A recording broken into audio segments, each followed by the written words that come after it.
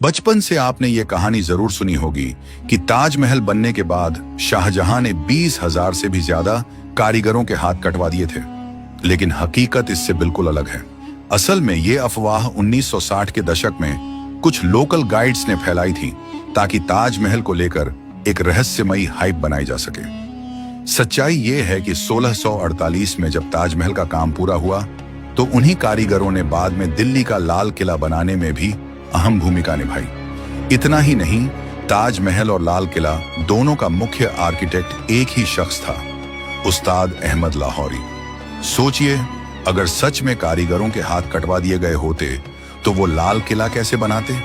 हकीकत ये है कि शाहजहां ने उन 20,000 कारीगरों और उनके परिवारों के लिए ताजमहल के पास ही एक पूरा शहर बसवाया था, जिसे आज हम ताजगंज के नाम से जानते हैं।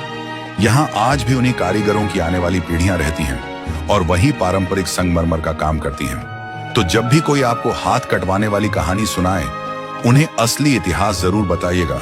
दोस्तों, क्या आप भी ताजमहल जाना चाहते हैं तो हमारे चैनल को सब्सक्राइब जरूर करें और वीडियो को लाइक करें।